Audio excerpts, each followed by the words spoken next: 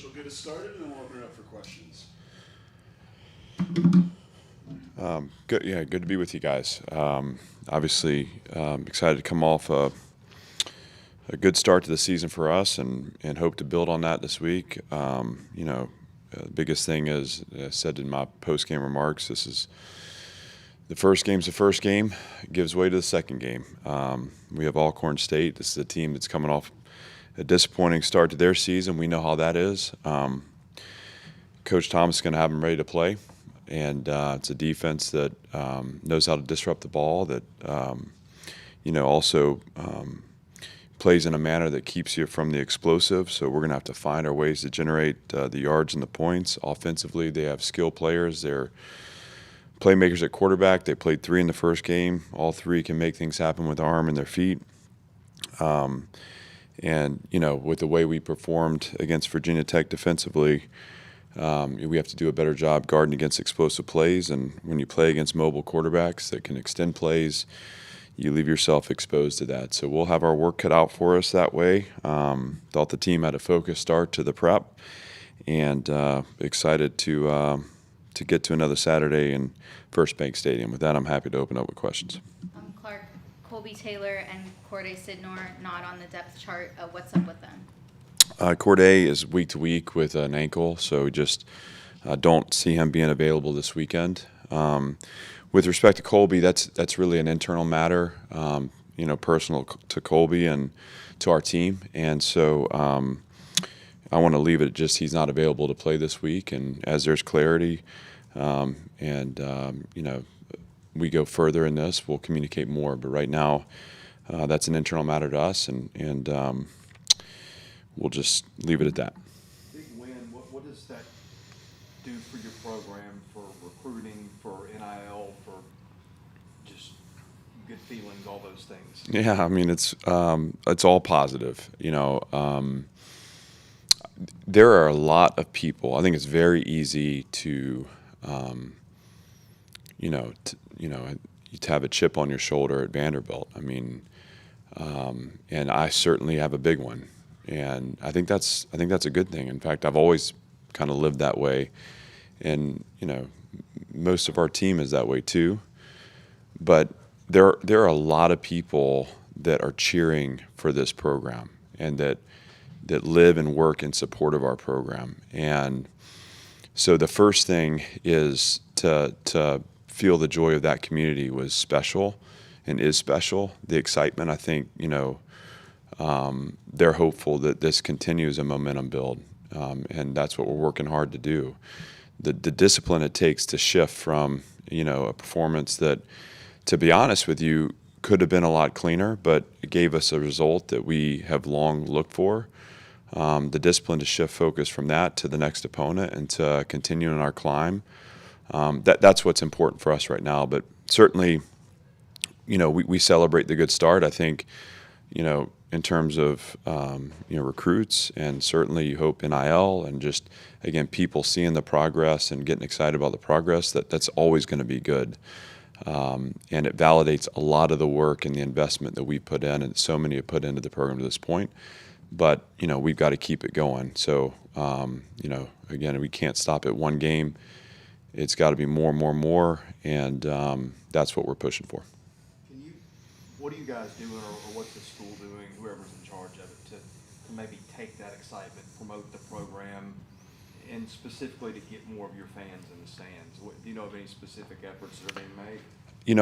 Chris, I don't, and I don't think uncommon. I mean, I am kind of sheltered in my bunker right now, especially taking on the defensive coordinator role. There's not a lot of time where I'm strategizing big picture that way. That's Candace and her team are handling that. Again, I made mention of the student support on Saturday. That was very meaningful to me as a former student and alum myself. I'd like to find a way to make sure that any student that wants to come has a spot. And again, I celebrate the fact that they were there the whole time and they enjoyed what they saw. That was really neat.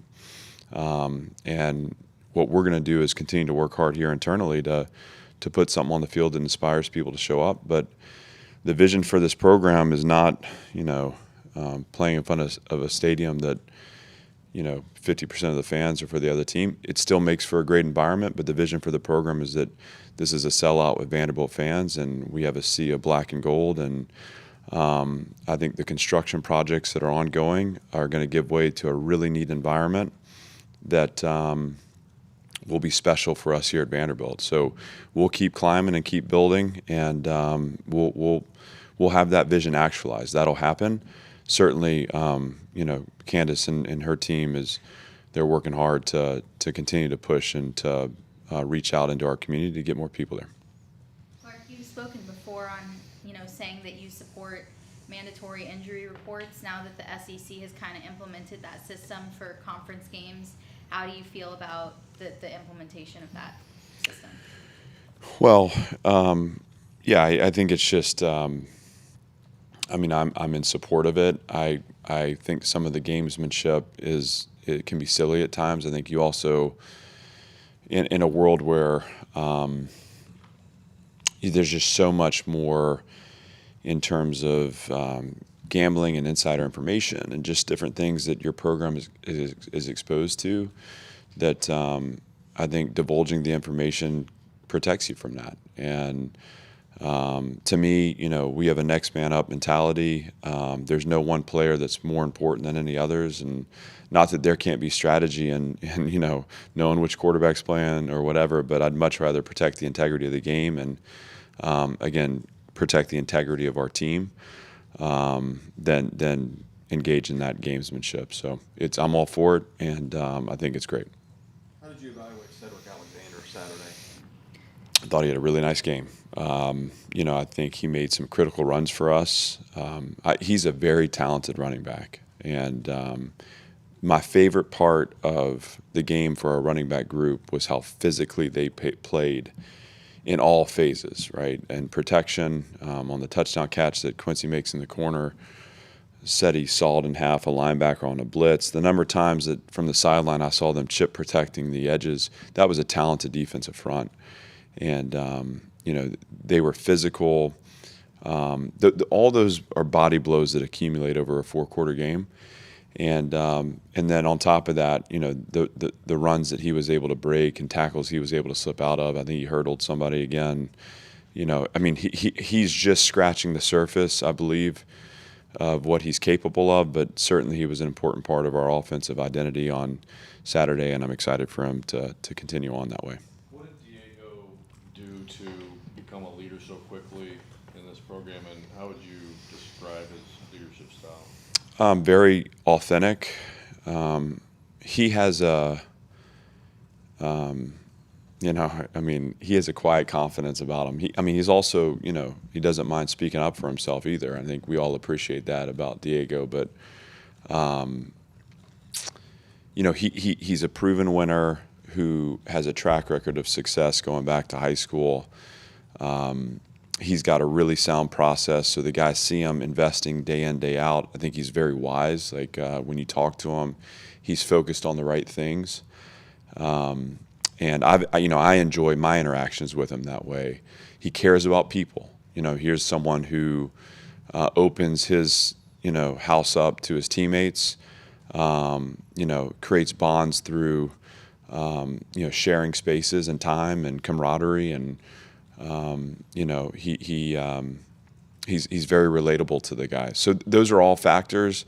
He was around in the springtime. Obviously, wasn't participating in practice, but the team really got to know him then, and that gave way to summer where he was actually training alongside him. And I believe just no different than the strength and conditioning program and what Coach Steiner's done. Bonds are formed best when you're in the fire, and I think he displayed leadership and toughness and the ability to communicate clearly this summer when those guys were grinding through workouts that made an impact on his teammates, and then he did it during fall camp too. And I've seen responses to him on a team level that I've not seen in our leadership to this point in my time here. Those guys really respond to him. And he's not a guy that speaks all the time. He speaks with his actions. He's so super consistent, compassionate, again, cares for people. And, I think on Saturday they were ready and willing to follow him, and they did. And so certainly a guy that's having a tremendous impact for us, and a guy that I have a ton of respect for and want to continue to see have success. What are you looking to learn from this weekend's matchup? Well, we have a lot to clean up on our end, and so for me, it's about what is our ability to focus on us, on our process. I think the build up to game one is always. We've been talking about game one since the wintertime. I can remember sitting in this room talking to the team in January about the Virginia Tech game. And once you get there, obviously there's a ton of excitement and emotion involved in that, and then the game's over and you turn the page. And so it's this ability to reset, refocus that we're going to have to carry with us week by week here from now to the end of the season if we want to have a good year. And so how do we focus on us? How do we improve in our process? How do we take our focus and execution to another level? How do we take our operation to another level? The ball was on the ground too many times on Saturday. I want us to clean up our game, because in the end, this is about winning, and for us to win at a high level, we have to evolve into the best possible team we can become. And hopefully, week one is the worst we play. Hopefully we're disciplined enough and mature enough to grow each week. That's the challenge, and that's what I'm looking for them to display in our preparation. I know you wanted your defense to be one that was swarming and active and physical and leaving a mark on people. Felt like maybe we saw more of that in the opener than we did last year. Is that a fair way to say it? I think we represented ourselves well. When you look at the game, again, that first half was really that is the image of what I've wanted this program to be. For 3 years, going on 4 now, we were complementary. We had long possession on offense. We kicked a field goal. We scored a touchdown there right at the start of the second quarter. We forced a turnover. We limited exposure from their offense. We chewed up clock and delivered body punches with our offense. It was a beautiful thing. I thought in the second quarter, obviously, we did a nice job. There were a couple things for us to clean up on conversion downs that have to do with execution. You have to also credit Virginia Tech. That's a talented offense. So they're gonna get their plays, but to finish out at 17-3, and I called the timeout there to try to see if we could mount a drive to score once more going into half. Obviously, I left us in doing that exposed to a return possession. I was really proud of how the defense, generated sacks and ended the half. I thought we had great momentum going into halftime. When you look at the third quarter, we had our opportunities and we didn't execute. And some of that is, my fault, or my responsibility, maybe to put the guys in a better call, to give them a better chance. Sometimes when you're absorbing yards, just they're finding the soft spaces in the defense, and that is what it is. You got to be patient, rally, and tackle. The plays that really stood out to me in that third quarter, fourth quarter were the explosives. And within that run, we forced a field goal. We generated a stop. It wasn't all bad, but when you look back, the possession that started for them, I believe on the -3, when we have a team pinned like that, we need to make it really hard on them. And they complete a flat route right out the gate that gets them kind of out of harm's way. And,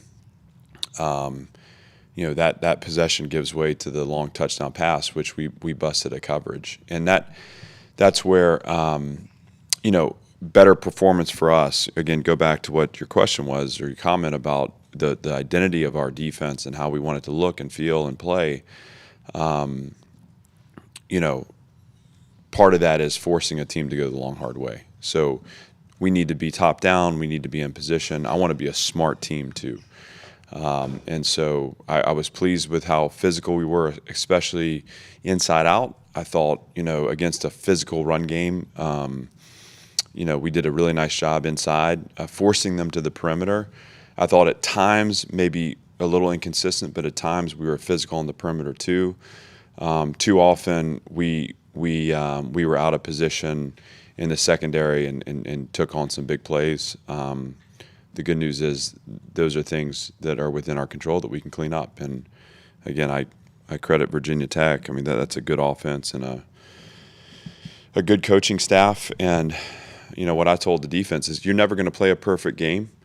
I think one reason we were able to fight and win that game was because of how we played. Now we got to clean up what we're playing, and that's how you become elite. And we have a chance to do that. So that's what we're going to attempt to do.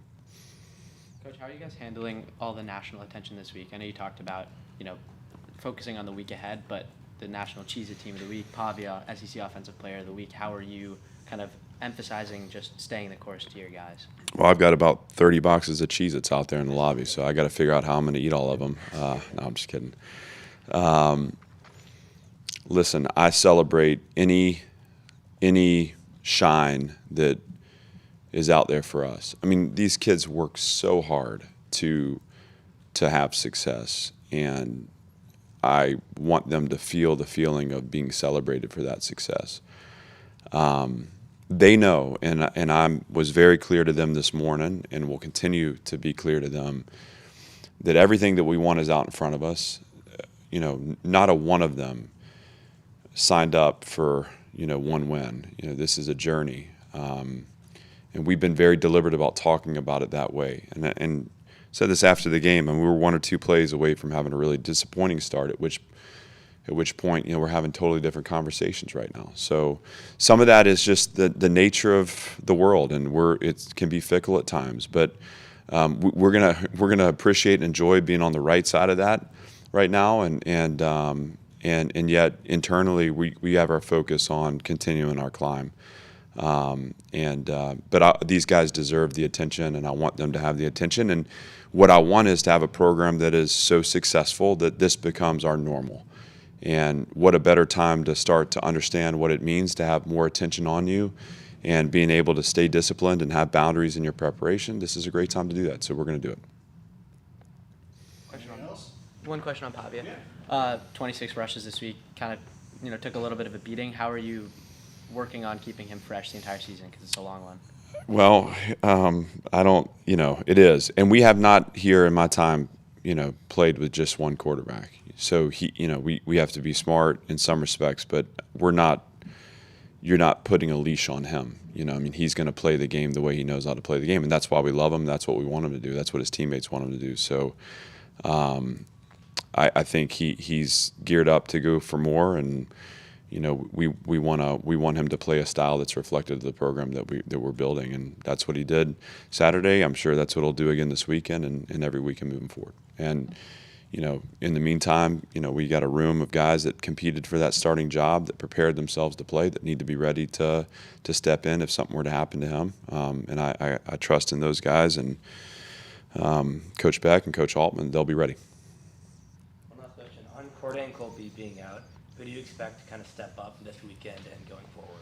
Well, we have listen, for us internally, the 2 guys that stood out with their defensive performance, and Corday played very well, but Linus Zonk and Zaylen Wood were 2 that, for us, kind of were up for the Player of the Game awards. Both those guys are gonna be critical to Saturday's success and success moving forward.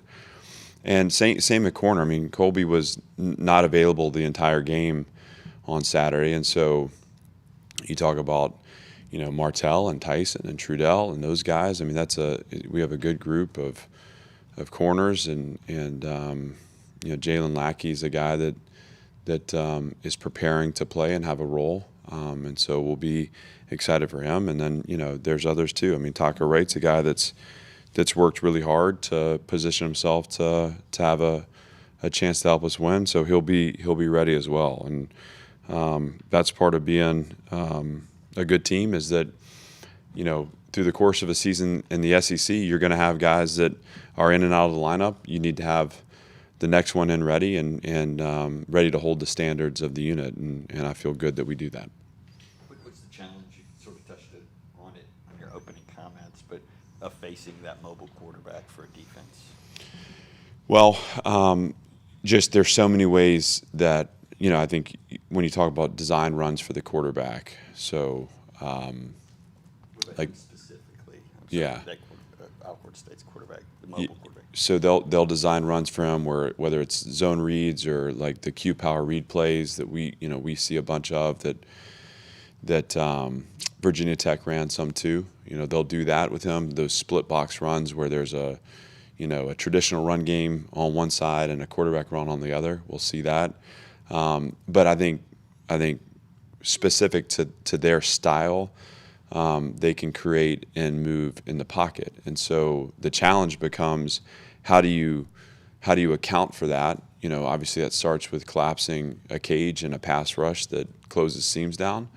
And then it becomes twofold. One, having someone that's going to contain the quarterback as a secondary responsibility, and then plastering coverage, because the concern is when a quarterback breaks pocket, if you have 6 guys running after him, there's 6 guys open on the field, you know, and so that's how explosive plays can happen.